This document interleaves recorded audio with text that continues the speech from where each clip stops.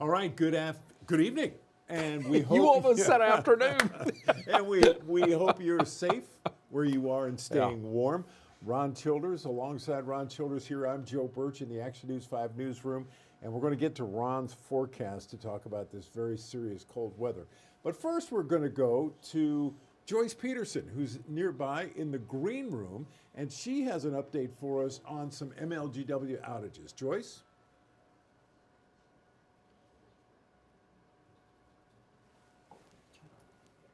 There we go.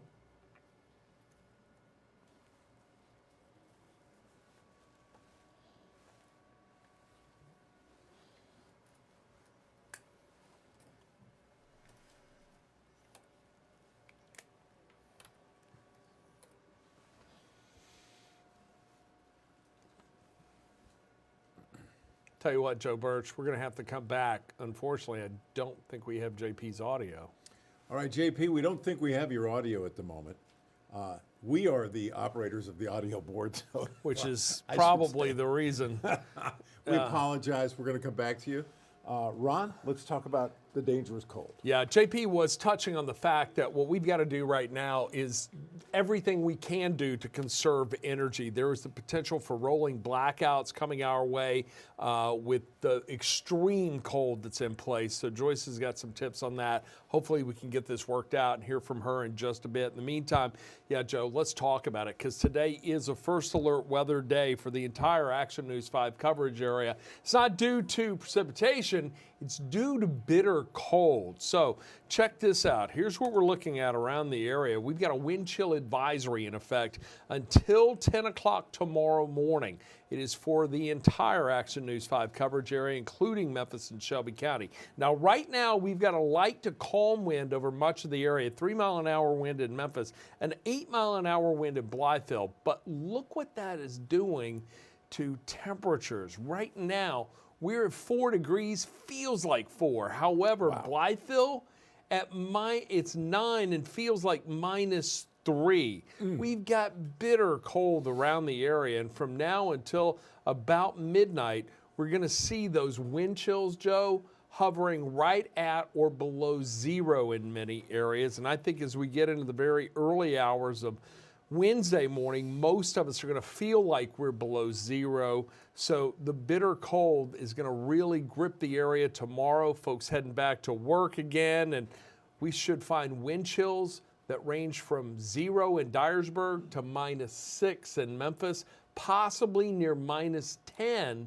in Tunica. That's what it's going to feel like.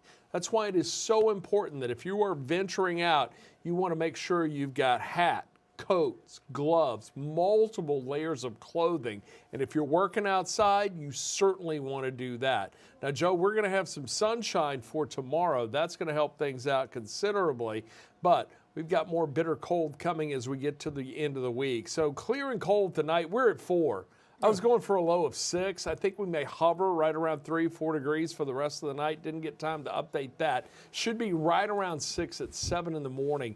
27 at noon, 29 at 3, and we're looking at 26 at 5, and then a clear sky at 7 p.m. tomorrow evening, 22 degrees. So we're going to spend the majority of the day tomorrow, Joe, in the 20s, but we're going to have the sunshine. That's going to allow for some significant melting, especially on the heavily trafficked major thoroughfares around the city, some of the major streets. Side streets, though, I think they're still going to be a mess, and we've got another round of wintry precipitation coming that could exacerbate that. Right. So mostly sunny, cold, and 30. So here's your first alert to the bitter cold tonight. We've got more sun tomorrow, but a wintry mix on Thursday, prompting us to make Thursday a first alert weather day. And let's check it out because, Joe, I think early Thursday morning, a lot of folks, especially along and north of the 40 corridor, could be finding a little sleet in the area. And then we're going to see moisture moving in from the southwest. But temperatures are going to be critical. Right now, this forecast model is showing mid-30s for most of the area. However, with the rain coming in, that also zaps a little of the heat in the atmosphere, and it could hold temperatures to that 32-degree mark, which for us would translate into freezing rain. Freezing rain is liquid precipitation that falls, and as it comes in contact with the surface that is at or below freezing, it adheres to it. It just sticks to it and creates a layer of ice on top of it. So this will likely continue into the afternoon hours. Right now, we expect 1/10 of an inch or less of liquid precipitation, but that would still create a glazing of ice on roads and elevated surfaces. That can make travel Thursday morning and Thursday afternoon just a nightmare. Even trickier than it already is. Exactly, because it would be a glaze of ice on top of what's already out there. And then we'll get some clearing behind that, but that's followed by bitter cold. This is our current thinking. Trace to 1/10 of an inch from Covington north to Dyersburg, right around a trace along the 40 corridor from Forest City through Memphis to Somerville up to Jackson.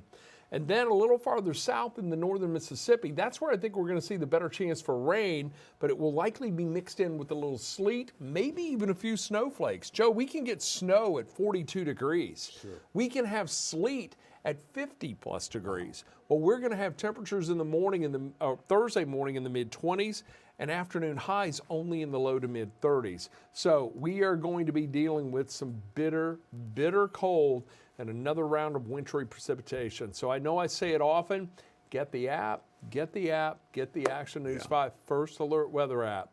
That's right, and you can check it anytime you want, wherever you want, and it'll give you your hourly temps. And this morning my wife said, what is the temp? I checked, and it was 9 degrees this morning in Midtown, but it felt like -6. Yeah. And I mean, these are just really times where you need these extra tools. Exactly. Because these are extraordinary weather conditions that we're facing for us here in the Mid-South, and we need to be ready. And so the weather app is just the perfect one. Now, I want to tell you about, my friend Joyce there was about to tell you about some outages we have. We have the MLGW outage map, and it shows right now 1,548 people without power. Now, the vast majority of MLGW's 400,000 customers have power. We're grateful for that. But for the people, the 1,548 who don't, 1,548 people do not have power. But I've been watching this map all day long. MLGW has been diligent in restoring power all day. So they've been working very, very hard. Those crews that are out there, they're on the job. So, but you have to let MLGW know that you have an outage. So there's that. Lots of school closings, Ron, Yes. due to our weather tomorrow. And Joe, side streets, they're a huge issue. You know, a lot of people think, well, you know, the major thoroughfares, we can traverse them. School buses have to get down some of these side streets, and even in rural areas where it's still a mess. It's an ice skating rink. And so schools are closed. We have a whole list, the complete list, the authoritative, comprehensive list is right there on our website, actionnews5.com. Just look at the bar where it says at the top, our homepage, for school closings. You'll want to check out that. My dear friends down at MIFA Meals canceled service for the rest of the week. You know, they generally operate now Monday, Tuesday, Wednesday, and deliver meals, and then they give the clients meals for Thursday and Friday. Well, in some great planning, they gave clients meals for Martin Luther King Day, which was yesterday, but they had given out meals for 5 extra meals for just this kind of situation. Yeah. And so, you know, these folks and people all over the Mid-South who are in executive positions have to make a decision on the safety of their staff and the safety of volunteers. In MIFA's case, these people go out in their own vehicles and deliver meals as a service to our brothers and sisters in the community who are in need and homebound. And so the decision was made by Metropolitan Interfaith Association to cancel services for the rest of the week. So they're going to be closed at 9:10 Vans tomorrow. So, say all that to say, if you have a loved one or someone you know who receives MIFA meals and you can safely check on them, if you have their phone number, if you live nearby and are a neighbor, you can go by, knock on the door, and check and see how they're doing and bring them maybe a little surprise And look, that's dish. something that everybody should take a couple of minutes to do. Think about your elderly friends, neighbors, relatives, especially those who may live by themselves. Give them a call. Check in on them. Make sure they're warm. Make sure they're safe. Make sure they have food, the things they need, because with another round coming Thursday, Joe, we're talking about what's shaping up to be a whole week of the city being shut down, so to speak. That's exactly right. That's exactly right. So, want to address one thing that Joyce was about to report. She held up her iPad and she was showing a text that she'd gotten. There is a rumor out there about rolling blackouts, and MLGW addressed that. And I'm going to read to you what they tweeted a little earlier this evening. MLGW tweeted, quote, "We've heard the rumors about blackouts. We want you to be prepared. Watch MLGW official social media channels," so they have a page on Twitter now known as X, "and MLGW.com for accurate information. We promise to keep you informed." And so that's what they're saying, and folks are very curious about this. And you know, the CEO, Doug McGowan, has asked at this point today, and especially tomorrow, for a voluntary reduction in your power use. So that means unplugging your power strips or turning them off. That means we don't want any vampire energy loss, you know, for things that you're not using anyway.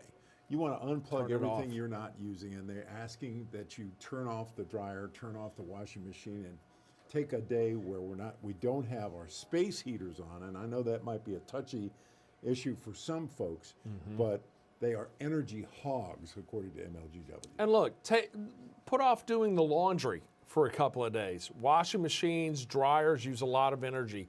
Electric stoves use a lot of energy. So maybe resort to the microwave as opposed to an electric stove. Turn off lights when you leave a room. You want to conserve as much power as possible because, Joe, as the folks at MLGW have told us, we are entering a period where we could have record power consumption. That's right. For tonight, tomorrow, and possibly again by the end of the week with more bitter cold coming. So if we can make the cutbacks now, that could prevent the potential for rolling blackouts later. That's right. And so it's a voluntary thing that Doug McGowan and the team and TVA, the power supplier for MLGW, have requested. They do expect a record demand for their services for energy tonight and tomorrow, especially because those temperatures are going so low. And Ron has already detailed how cold it's going to be. So we want to be mindful of this, because if we have to go to the rolling blackouts, we won't have a choice about it. Right. The power will just be shut down for a period of time. We don't know how long. And so we want to avoid that at all costs. And so the voluntary program is underway right now. So please, if you can, shut off anything you're not using and unplug it too, because sometimes you might not realize that there's a drain when you have your power strip plugged in to a whole lot of things. There may very well be some power being used in a device you don't realize is draining power. Yeah, we need to conserve as much as we can. By the way, we also want to take a moment to talk about outdoor pets. If at all possible, bring them inside. Maybe even put them in the garage. Make sure there's warm bedding. And if you cannot bring your pets indoors, they absolutely need some type of shelter with warm bedding. And they also need fresh water throughout. A bowl of water will freeze in about an hour in temperatures like this, Joe. And because the pets are really just kind of using energy to stay warm, they consume more water. Dehydration is a big issue. So you need to make sure they've got water to drink, warm bedding, and shelter. Well said. Okay. Jacob, what do you think? Have we got it covered? All right. So we have Action News 5 coming away at 10 o'clock tonight. We'll be on live at 10 on the big TV station. And our whole team is out there. We've got reporters all over the Mid-South, as we have throughout this whole snow event, winter weather event since Sunday.